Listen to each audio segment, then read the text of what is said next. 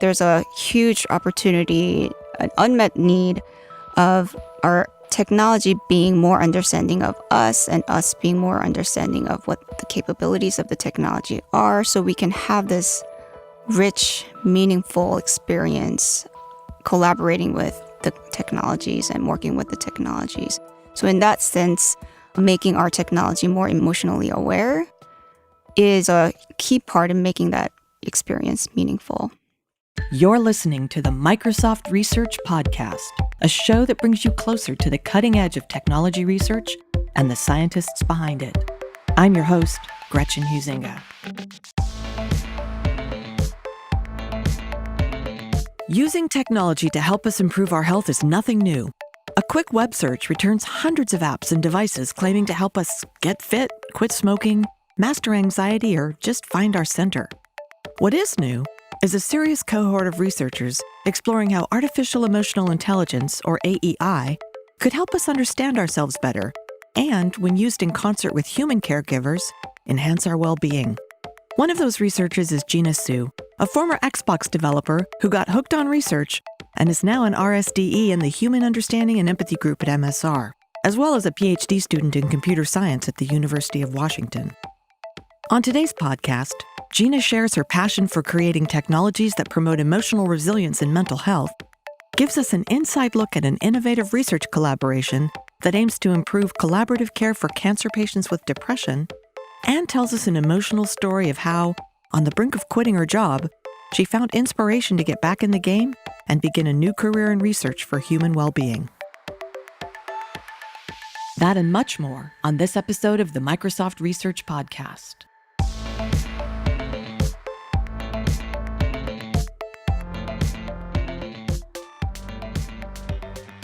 Jina Suh, welcome to the podcast. Thank you.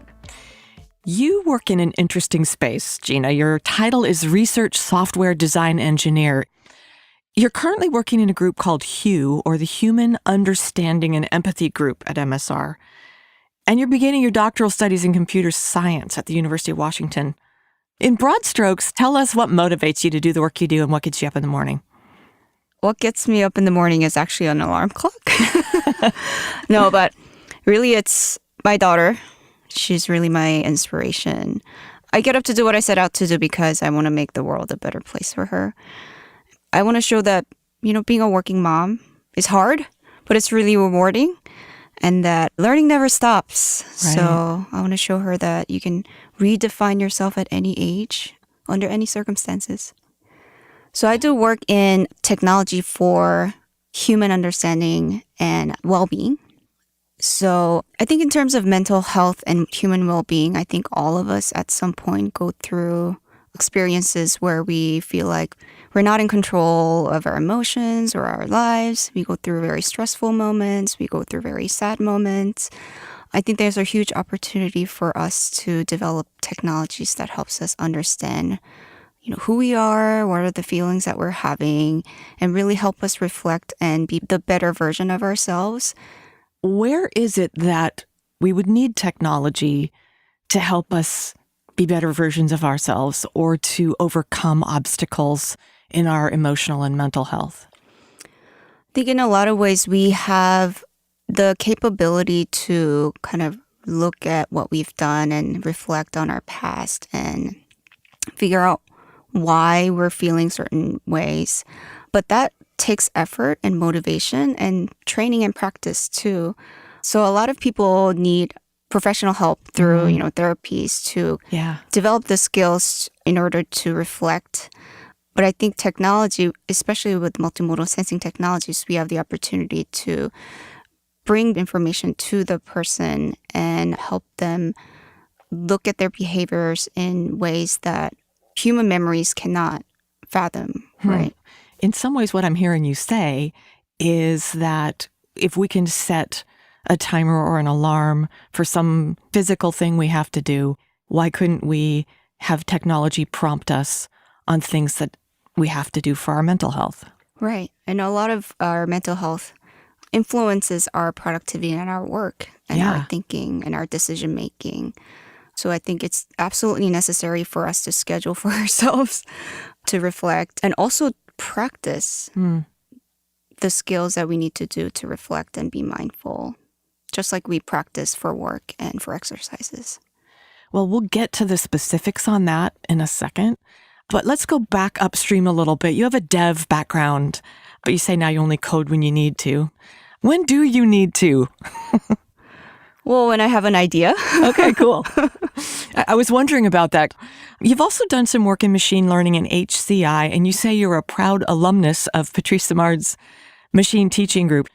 Tell us a little bit about your previous work and how it's informed the work that you do now. So I started as a developer in Xbox. I worked in Xbox for 7+ years. And I always admired the design team and loved working with them and, trying to understand the rationale behind their design choices. And I wanted to do more high-level thinking, be closer to our customers and, build things that are more meaningful and have genuine reasons why we're building them. So I stumbled across something called HCI, or Human-Computer Interaction, or HCD, Human-Centered Design. And at the same time, I stumbled across this machine teaching group, which claimed to be this focus on studying the people interacting with machines. And, when I started working in the group, I also started my part-time master's program at University of Washington in human-centered design and engineering. So at first, I was just helping the group build their machine teaching tool. And then I got to help build prototypes for user studies and then help run the studies and eventually design studies using the knowledge that I was gaining from my master's and also through work. And I just fell in love with the science of it all and really observing people using the tools in the way that you hypothesize. So slowly and maturely, I started doing more independent research, forming my own projects and contributing to research. And I'm pretty much hooked now. I am a firm believer of the machine teaching principles, this idea of empowering the human teacher. And I believe I can take those learnings and apply in other domains. Right. And some exciting ones, too. Mm-hmm. I want to talk a bit more in depth about this human understanding and empathy, or HUE, group. Tell us in more detail what's going on in HUE and who's doing what right now. The mission of the HUE team is to really empower people by creating and inventing new technologies that promote emotional resilience and well-being. It's really grounded in the fact that emotions are fundamental to human interactions and they influence everything that we do, starting from learning, memory, decision-making, and all these other aspects of our lives. So, how do we bring emotional intelligence to technology is kind of the core of our research. Tell me a little bit more about this idea of emotional intelligence and emotional resilience, because this isn't something we normally associate with computer science, especially in the research areas. So as humans, we actually generate a lot of data about how we're feeling, what we're thinking. We have body language, we have the way that we speak, kind of the faces that we make. It's really difficult to process all of that data all at once. So we need the help from computers and technology to not only capture all of that information, but also help us make sense of the data by analyzing the information. Okay. Computers have been ubiquitous in our lives, and we expect more meaningful interactions with our technologies, and we want our technologies to understand this in some sense. And I think there's a huge opportunity, an unmet need of our technology being more understanding of us and us being more understanding of what the capabilities of the technology are, so we can have this rich, meaningful experience collaborating with the technologies and working with the technologies. So in that sense, making our technology more emotionally aware is a key part in making that experience meaningful. So there's a lot to unpack there in terms of how you translate human emotions into machine language. And we'll get there in a second. But I want to go back to this idea of human-centered design. To me, that implies there's been a significant amount of design that wasn't human-centered. What can we do to change that? So I think we miss the mark in two ways. One is that we often simplify humans because it makes the problem more elegant and easy to solve. And we see this happening in machine learning research. Humans are mindless label generating oracles. If we collect enough labels on whether a person on this photo is happy or not, we can build emotionally intelligent models. But the truth is humans are a lot more complex than that. And we tend to ignore the things that are really difficult. So, I talk to a lot of data scientists about bias in machine learning. Everybody knows that bias is a real problem, but because it's hard to tackle and it's not their area of expertise, it's ignored or deprioritized. So that's one thing. Yeah. Another thing is that, we give ourselves too much credit. We assume that we know the problem and jump to solutions too quickly. We say to ourselves that users don't know what they need if you ask them. I don't know if you know the famous quote by Henry Ford. If you ask people what they needed, they'd say faster horse. So I think if you do your user research right, you'll not only find the right problems, but also through this iterative design process, you'll discover the right solution that is the automobile.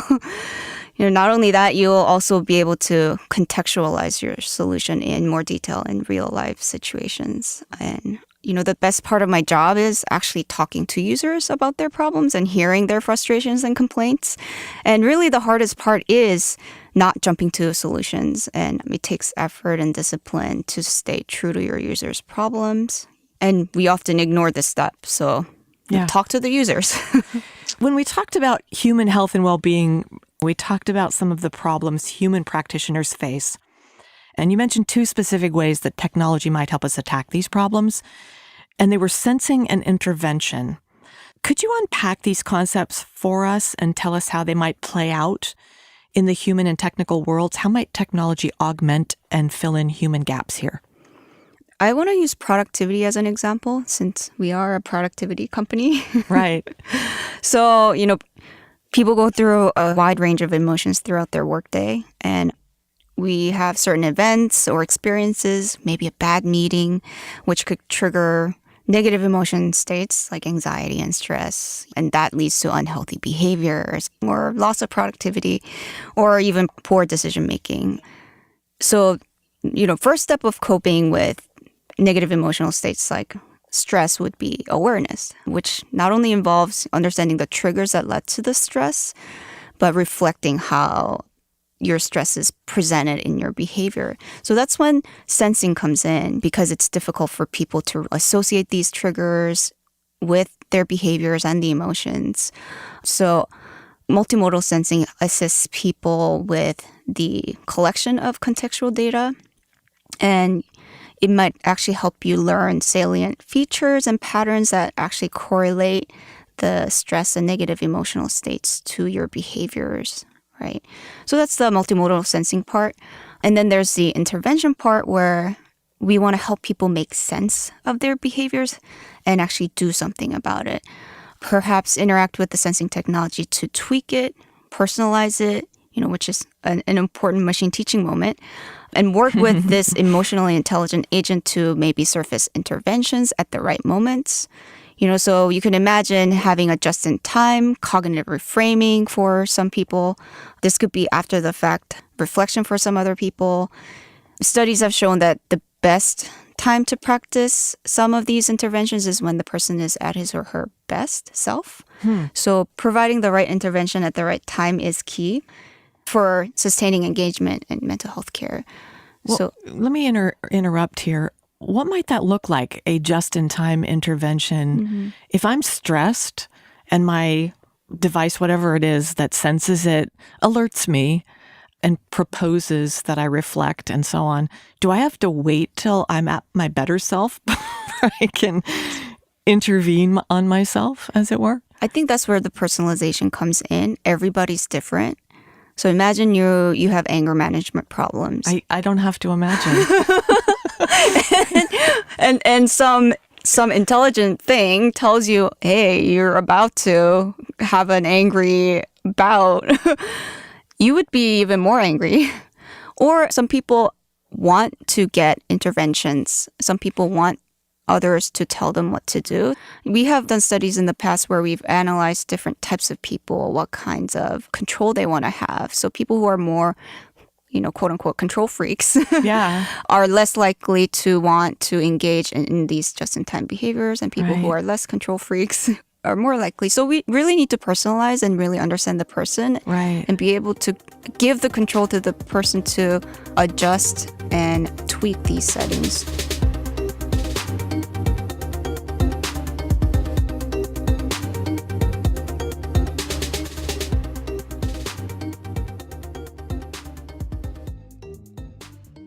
I want to talk about the collaboration between the University of Washington and Microsoft Research.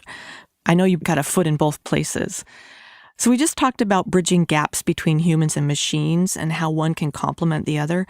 But there's also gaps that exist between people. Talk about why it's important to have both medical and technical experts working together in this hybrid space. We try to make meaningful contributions to the space of human well-being and hopefully make notable differences in mental health. We really need expertise in clinical psychology. But because we don't have the expertise in clinical psychology in-house, we have to work with people from outside of our company. So our Pocket Skills, which is a mobile app that we developed that Mary Sarinsky, our manager, spearheaded. And we collaborated with Marsha Linehan, who is the creator and expert in dialectical behavior therapy, DBT, and Chelsea Wilkes, who is a clinical psychologist. We collaborated with them to translate this proven in-session therapy technique to a digital format in a mobile app. And currently, I'm working with University of Washington psychiatry and behavioral sciences faculties to develop technologies that we're actually going to build and test its clinical efficacy. So again, without the experts in these fields, we're not able to truly validate the efficacies of these technologies. I think there is a significant community within the medical field where they develop these apps and they actually do test for clinical efficacy. Right. But on the technology side, I think we have an opportunity to inform the design and the implementation of some of the technologies in the medical field. And we also have an opportunity to gain the knowledge and expertise that medical specialists have and bring it to the technologists so that we actually do build things that are useful. Let's talk about a specific project you're working on called, are you ready? Designing Technology-Enhanced Collaborative Care for Cancer Patients with Depression. Usually long titles like that have some clever acronym, but no, this one doesn't even make a word. I don't know. Do you have a nickname for it? No, it's really hard. Someone's got to figure a name out. I know. That rolls off the tongue. In any case, I want you to talk about this research in detail because our listeners may not even know much about the topic, let alone the technical approach to helping with the intervention. So what are some of the underlying problems in what you call collaborative care? And why do you think technology could help? So I think I need to explain what collaborative care is first. So a collaborative care model is one implementation model where basically behavioral health care or mental health care is tightly integrated into whatever medical care setting. So it could be primary care, and in my case, it's cancer care. The idea is that, cancer patients do develop mental health disorders because they're going through a tremendous stress. If the medical team discovers that you need this additional mental health support because you have depression, anxiety, and other things, they engage what they call care coordinators or care managers to help you treat your psychosocial needs. And you have psychiatrists if you need additional medication support, or if you develop a mental health disorder that's complex, you involve psychiatrists who can not only consult on the cases, but also provide kind of medication prescription support. So it's this idea of putting the patient at the center and having the oncologists or providers or physicians work with your care providers who deliver the day-to-day behavioral health care and the psychiatrist who's giving guidance on medication and prescriptions. So that's collaborative care in a nutshell. Yeah. And these care managers, they're often social workers. And not only are they supposed to give you this behavioral health care, whether it's, BA, behavioral activation, or CBT, cognitive behavioral therapy, or whatever these interventions and treatments. Not only are they tasked to do that, they're also tasked to do these navigational support things, financial aid, making sure you have housing, making sure you're taking your medication, making sure you can get to the cancer center and get the care and get the infusion and treatment and whatnot. So they're overwhelmed. They're truly overwhelmed. So what are some ways that we can reduce the workload of these social workers? So one of the things that we notice is that these social workers are having to do a lot of things during their sessions with their patients, including things like administrating validated mental health scales. So PHQ-9, which measures depression, and GAD-7, which measures anxiety. And that takes away 10 minutes out of a 30-minute session.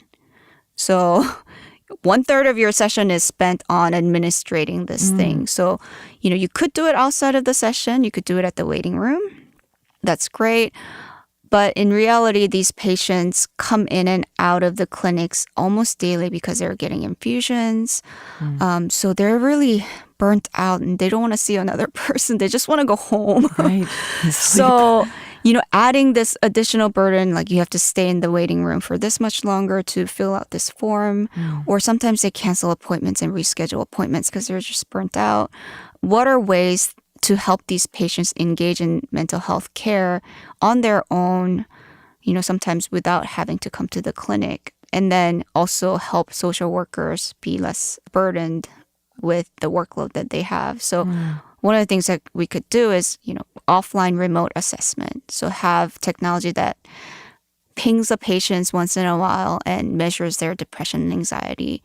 And when that scale goes up, if you measure high depression all of a sudden, bring them in for care. Is that self-reporting then? Mm-hmm. Okay. Yeah, most of these scales are done as a self-reporting tool anyways. They get handed a piece of paper and But you have sometimes it's in a supervised setting. And my question would be, if I'm depressed and I'm alone, am I just going to hit the snooze button? Right. And that already happens even without technology, right? A lot of the patients don't want to come into the clinic. Yeah. And especially when they're depressed, they don't want to engage. So that's already a challenge. But most of the times, these patients are sitting in their bed, using their phones or watching TV, using these opportunities to bring up, hey, it's really important to know where you are in terms of your depression and anxiety scale. Like, do you want to self-assess right now? Or, hey, it looks like you've been sitting at your bed for a long time. You need to go out and take a walk. Let's go do that. One of the things that we discovered that patients are missing in this traditional mental health care sense is that because social work in cancer settings, it's not billable, which means that there is no formal scheduling for them, which means they don't get to go through the standard process that other providers do. Basically, they don't get treated as an official provider, which means there's no after visit summary that you get when you go see your primary physician, right? You get this like little printed out paper that says, you're supposed to do this, go take these medications. These social workers don't get to do that because they don't even have a scheduler. Right. So a lot of times what you end up discussing during the sessions are forgotten or it's written on a sticky note and lost. But we also know that people carry around their cell phones all the time.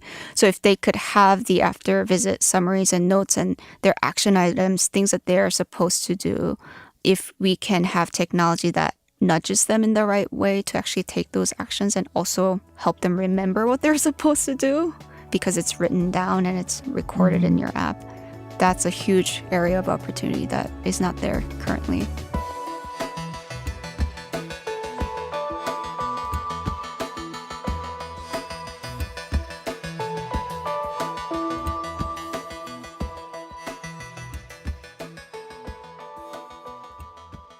We're at the point in the podcast where I ask what could possibly go wrong. I'm imagining as we talk that I'm a cancer patient and I'm depressed. And anyone who's ever struggled with depression for any reason knows how difficult it is to do anything, even if you're reminded, At what point If I have my phone telling me something, is there a handoff where there's a human? Because I might just ignore my machine, but somebody who hugs me or somebody who's talking to me face to face and says, Gretchen, I'm here for you. We can do this together. Is there a bridge to the human through what you're talking about in your interventions? Right. What we're trying to do is not replace humans in any way, but augment the human capabilities. I think the social workers are already overloaded. So if we can reduce their workload by making their work a lot more efficient, now they have the opportunity to give a call to their patients and say, hey, how are you doing? One of the things that we discovered is a lot of the patients go through these crisis moments and they want to talk to somebody. They're not suicidal, so they don't see the need to call the suicide hotline, but they're just going through a hard time. And we asked them, how can we help support that? And most of the time people said, I just want to text with my social worker. I just want to text with somebody that I know who understands my situation. So we're trying to brainstorm ideas around how do we make that possible, and also understand that social workers are burdened and they have a life too. They might need the app as well. Crises don't happen between the 9 to 5, right? The business hours. So how do we make that possible by balancing the needs of both individuals? It's a really tough problem, but I think there's a way, obviously reducing the workload of the social workers and having them have more time to engage is one thing. And giving the patients opportunity and maybe a social group and support network to talk about their issues would be another way. Well, let's go in a little further on the what keeps you up at night. Even as we've talked, you've triggered some thoughts in my mind. Number one is the privacy issues that are involved, especially when they deal with my mental health. So that's one area I'd like you to talk about.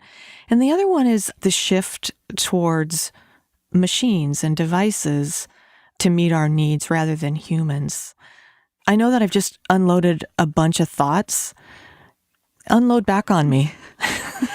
I think, again, I want to stress that we're trying to take advantage of technology as a mediator to help connect people as opposed to replace the human-to-human connection.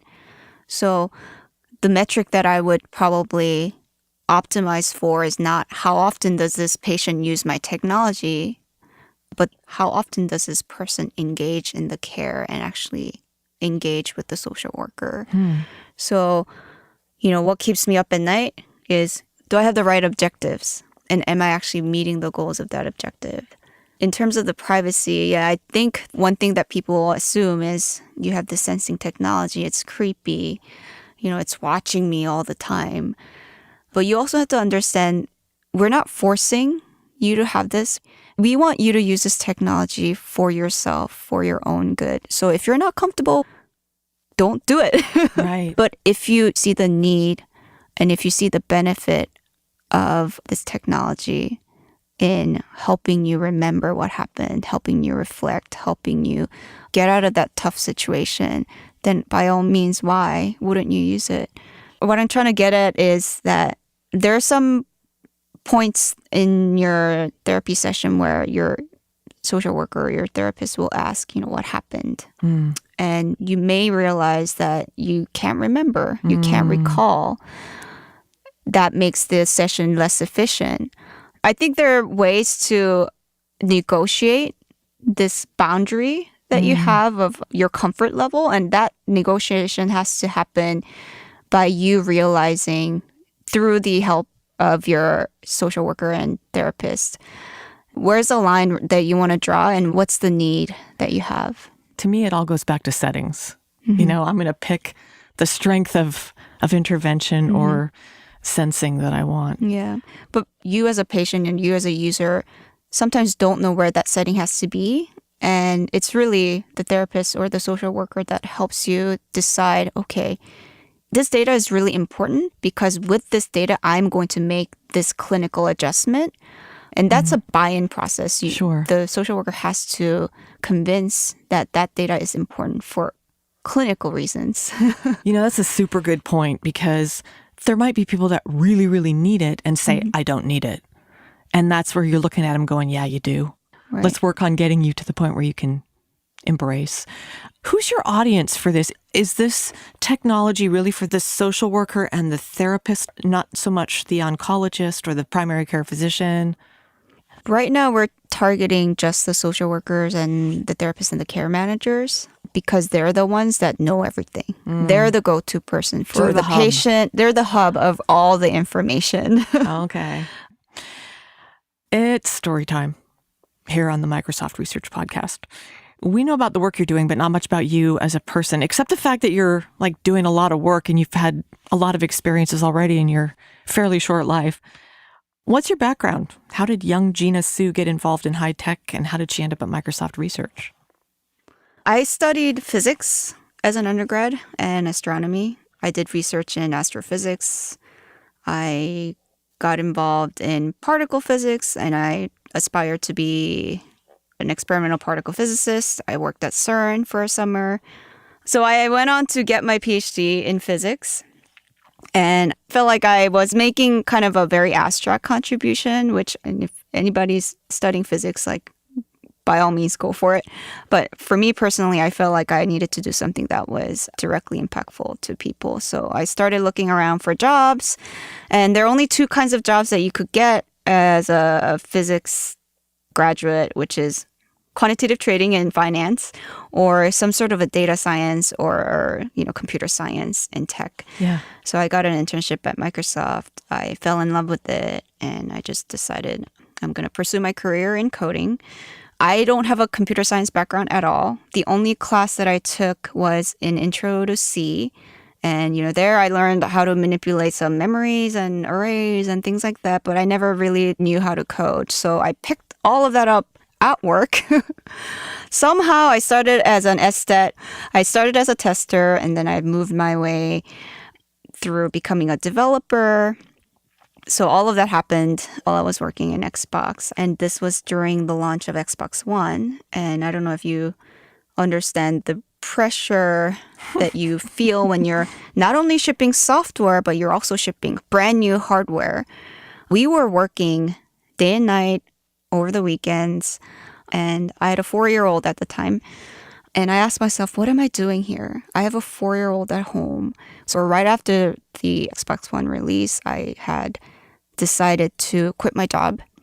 I wanted to become a stay-at-home mom and dedicate myself to my child. And I had an opportunity to give a talk on behalf of somebody at Grace Hopper. And I was like, okay, I'm just going to go do it. And, I told myself I'm going to quit my job after this conference. I'm going to tell my manager. At the time, the keynote speaker was Sheryl Sandberg. And I had heard about Lean In. I didn't read it, but I figured not only is she the keynote speaker, I was also invited to a breakfast with her. So I better know this person. So my husband put Lean In on the Kindle. I started reading it from the airport. I read it on the plane. I read it at the hotel when I got there. I stayed up all night reading the book, just crying my eyes out. Why am I deciding to quit my job?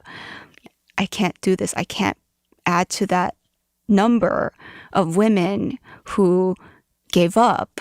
So that gave me a lot of hope to, pick myself back up, get back on the field. So that's when I started looking into other job opportunities. I need to get out of what I was doing. I need to do something that's meaningful. I need to do something that has good work-life balance, but also, something I can be passionate about. And I looked towards Microsoft Research because somebody else told me, oh, yeah, there are developer positions at Microsoft Research. Really? I didn't know that. So I applied. I had great interviews. I fell in love with the people that I was talking with the project, the idea of helping people, empowering people, developing these technologies, studying people. I just fell in love with it all. And that's how I got started in Microsoft Research. As we close, I always ask my guests to give us some parting thoughts. And I usually ask it in terms of advice to our listeners, but I want to tweak the question and ask it less as advice and more as what excites you most about where you're heading with research. What technology wave do you want to catch and ride? So right now, there are a lot of changes that are happening in mental health. We're putting mental health as the number one epidemic. People are not afraid to talk about it. We see the epidemic in teens are becoming more depressed. Right now, we're seeing changes in policy. We're seeing changes to healthcare in terms of mental health. So I think this is the right moment to really get into the space of mental health and have that conversation. We need to have that conversation now so that it's not too late. 10 years from now, we have this emotionally intelligent agent, having to figure out what does it mean? How does it impact our lives? If we get there at the very beginning of it, I think we will evolve with the rest of the world. We will evolve with the policy changes that are happening, the insurance changes that are happening, the attitude changes and stigma changes that are happening. So I want to be part of that conversation now. Jina Suh, thank you so much for joining us today. It's been delightful. Thank you for having me.